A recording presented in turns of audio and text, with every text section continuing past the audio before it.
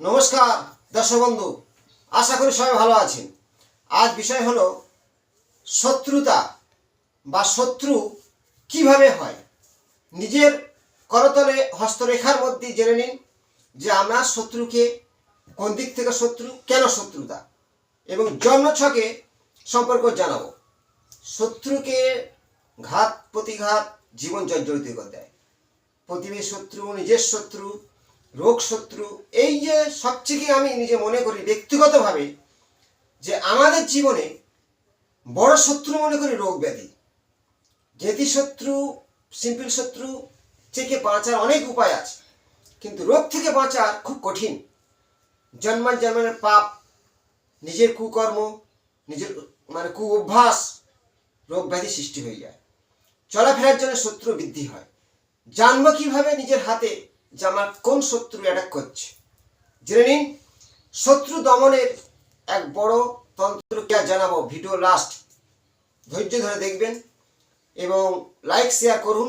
শুরু করছি শত্রুতা হওয়ার কারণ।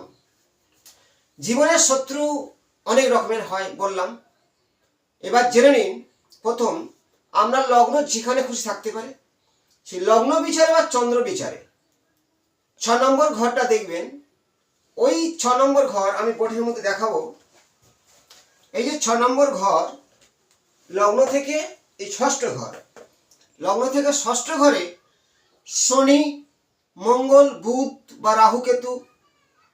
6 নম্বর ঘরে দেখো পাপগ্রহ ভালো ফল দেয়, আমরা জ্যোতিষ শাস্ত্রে জানি। কিন্তু অনেক সময় শত্রুর সঙ্গে লড়াই করার ক্ষমতা আগে কে না রাহু, শত্রুর সঙ্গে লড়াই করার ক্ষমতা আগে। কিন্তু লগ্নের ষষ্ঠ ঘরে শনি আছে, যে কোনো রোগ ব্যাধি দীর্ঘস্থায়ী করে দেয়, জেনে নিন ভালো করে। বা লগ্নের ষষ্ঠ ঘরে বৃহস্পতি আছে, বা ষষ্ঠপতি বৃহস্পতি অষ্টমে বসে আছে কেতুযুক্ত হয়ে, শারীরিক ও রোগ ব্যাধি আপনার শরীর জর্জরিত হবে।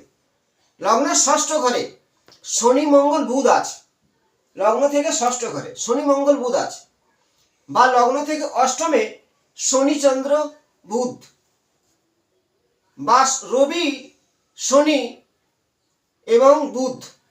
রবি, শনি, বুধ থাকলে নার্ভের রোগ, যে রোগটাকে আমরা বলি হাত পা কাঁপা, বুক ধড়ফড় করা, কিছু মনে না রাখা, ঘুমের ডিস্টার্ব, এইটা হচ্ছে নার্ভ। সেটা শনি, বুধ আর রবি একত্রে যদি অষ্টমে ষষ্ঠে থাকে, এই রোগটা অনিবার্য আপনার হবে। লিভার সংক্রান্ত রোগ অষ্টমে শনি, বৃহস্পতি কেতুযুক্ত, বা ষষ্ঠে বৃহস্পতি কেতুযুক্ত। যদি অষ্টমপতি ষষ্ঠে আছে, বৃহস্পতির সাথে কেতু বা রাহু যুক্ত, আপনার লিভারের সমস্যা আসবেই। শিরের যন্ত্রণা, ক্যান্সার ঘর ঘর হচ্ছে। লগ্নের অষ্টমে যদি শনি, কেতু আরো কিছু গ্রহ একত্রে থাকে ষষ্ঠপতি হয়ে, বা অষ্টমপতি ষষ্ঠে, আর দ্বাদশে যদি তোমার যে কোনো পাপগ্রহ শুভগ্রহ যুক্ত আছে, প্রচুর ব্যয় হবে। জন্মছকে 6, 8 ও 12 ভাবটা যদি কানেকশন দেখা যায়, সেই জাতক জাতিকার রোগ এই ধরনের হবে। গোপন শত্রু ক্ষতি করছে সম্পত্তি নিয়ে। প্রথমে বলি, সম্পত্তির বা ভূমিপুত্রকে বলা হয় একরকম রাহু, এই মঙ্গল। এবার শত্রুতা কে করায়? শত্রুতা করায় রাহুর কিছু, রাহুকে বলা হয় মায়াবী ছলনা। রাহু শিখেন অশান্তি শিখেন। আর মঙ্গল একটা খুব শক্তিশালী গ্রহ, যেটাকে ভূমিপুত্র মঙ্গল বলা হয়, সম্পত্তির অধিপত্য করে। সৈনিক, সেই মঙ্গল দ্বাদশ ভাবে রাহুযুক্ত আছে, সম্পত্তি নিয়ে, বা অষ্টমে আছে, বা অষ্টমপতি দ্বাদশে সেই মঙ্গল রাহুযুক্ত আছে, এবং দ্বিতীয় পতির সঙ্গে যুক্ত আছে, দ্বিতীয় পতির কানেকশন আছে, আর তৃতীয় ঘরের সঙ্গে অষ্টমের কানেকশন আছে। আপনার সম্পত্তি নিয়ে বা ভাইয়ে ভাইয়ে গন্ডগোল, অশান্তি বাঁধবেই। বুধ, বোনেদের সঙ্গে অশান্তি। যদি বুধ মঙ্গল যুক্ত হয়ে দ্বাদশ ঘর বা অষ্টম ঘর আসে, বা তৃতীয় পতি মঙ্গল বা বুধ যুক্ত কানেকশন, বোনের সম্পর্ক নষ্ট হওয়া, এগুলো একটা শত্রুতা। এবং গোপন শত্রুর দ্বারা আকৃষ্ট হয়ে মৃত্যু হতে পারে। জেনে নিন নিজের হাতে। প্রথম নিজের হাত, অনেকের ডেট অফ বার্থ নেই, জানবে কি করে শত্রু কিভাবে আসে। প্রথম নিজের লোক শত্রুতা করছে বা নিজে থেকে নিজের ফ্যামিলিগত বা আপনজন শত্রু হয় কেন জানেন? এই যে করতলা হাতে নিজে দেখুন, ছোট্ট একটা হাতের মধ্যে আমি দেখাবো। ধরো একটা হাত আপনার, এটা হৃদয় রেখা। এই হৃদয় রেখাটা ভালো করে দেখবেন যে হৃদয় রেখা যদি যেইখানে এই হৃদয় রেখার উপরে একটু এইভাবে আড়ে করাত টাইপের হয়ে গেছে বা জবের আকার হয়েছে বা এইভাবে শৃঙ্খল টাইপের হয়েছে, হৃদয় রেখার উপরে জব চিহ্ন, জবের আকারের চিহ্ন করাত টাইপের কেটে গেছে হৃদয় রেখা, এবং সেই হৃদয় রেখা শনি স্থানে থেমে গেছে, আপনজন শত্রু হবে। নিজের একান্ত আপনজন এই হৃদয় রেখার উপরে জব চিহ্ন থাকলে নিজের নিকট আপন শত্রুতা করবেই। এই সঠিক যে আপনার শত্রুকে জ্ঞাতি নাকি আপনজন। হৃদয় রেখা যদি কারোর ক্র্যাশ করে, হৃদয় মান নিজের হৃদয়, হৃদয়ে কষ্ট পাবেন, মানসিক কষ্ট পাবেন যদি হৃদয় রেখার উপরে কোনো রকম জব চিহ্ন থাকে আর ভাবে কোনো রেখা কেটে দেয়, তাহলে আপনার আপনজন শত্রু গোপনভাবে করছে, শত্রুতা করে মেরে দিতে পারে। আর একটু ভালো করে বুঝাই, এমন শত্রু আপনার আছে আপনাকে শেষ করে দিতে পারে। এই যে আয়ু রেখা দেখছেন, আয়ু রেখা, যদি আয়ু রেখা কোনো রকম এইখানে জবের আকারের চিহ্ন বা ওপর থেকে রেখা এসে এইভাবে জবের মতো চিহ্ন হয়ে গেছে আয়ু রেখার উপরে, আয়ু রেখাটা ঠিক শুক্রের ক্ষেত্রের দিকে ভেঙে গেছে, এই শুক্রের ক্ষেত্র, এটা হলো শুক্রের ক্ষেত্র, এইখানে ভেঙে গেছে, এই শুক্রের ক্ষেত্রের দিকে ভেঙে গেছে, ঠিক এইখানে আমার নিজের স্ত্রী শত্রুতা হয়ে গিয়ে একটা মামলা মোকদ্দমা ঘটে দেবে।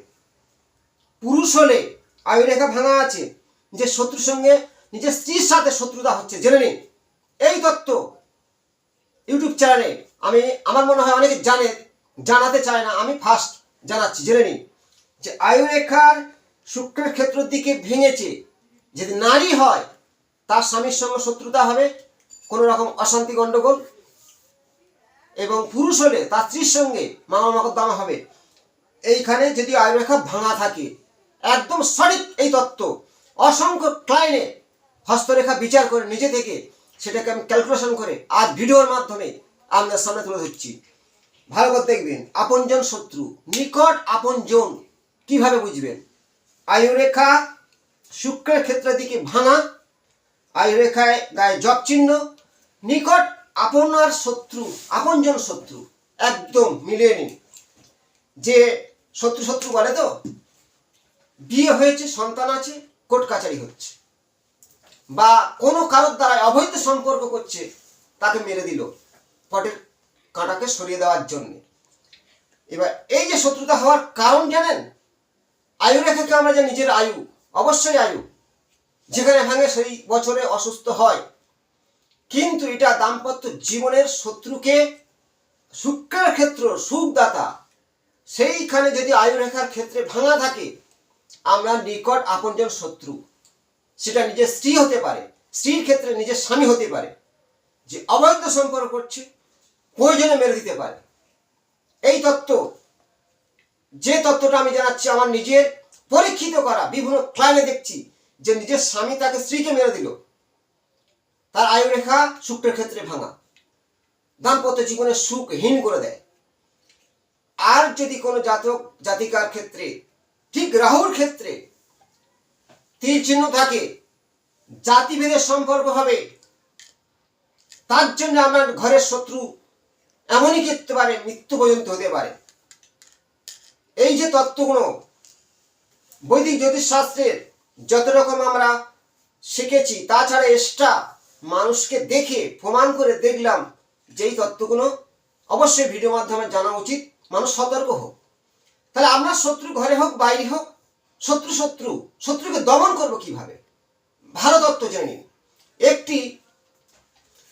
একটি ভালো একটা করবেন যে ঠিক শত্রুকে দমন করার একমাত্র বগালমুখী মন্ত্র আছে, আমি অনেক ভিডিও জানিয়েছি।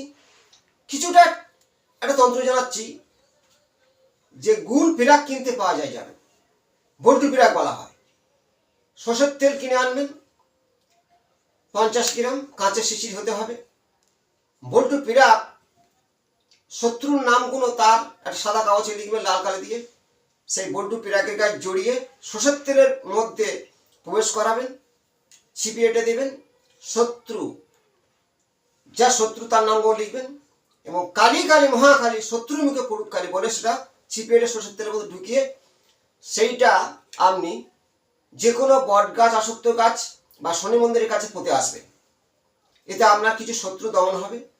আর শত্রুকে স্তব্ধ করে দেওয়ার জন্য আরও একটা টোটকা বলছি, যে আপনার পিছনে লাগবে না বা খুব অশান্তি বেঁধে গেছে, শান্তি কিছুতে ফিরছে না, যে শত্রু করছে তাদের নাম সাদা কাগজের ওপরে লাল কালি দিয়ে লিখুন। এগুলো লিখে একটা ঘিয়ে শিশির মধ্যে দিয়ে ছিপিয়ে এঁটে যে কোনো তীর্থস্থান বা কোনো মন্দিরের পাশে গিয়ে মাটি খুলে পুঁতে আসুন 1 ফুট নিচে। আপনার শত্রুতা অনেক বন্ধ হয়ে যাবে। এবং শত্রু দমন করার আরও কিছু ভিডিওর মাধ্যমে জানাবো, আমার ভিডিও দেখতে থাকবেন। প্রত্যেকে লাইক, শেয়ার, কমেন্ট করবেন। ভালো থাকবেন। নমস্কার।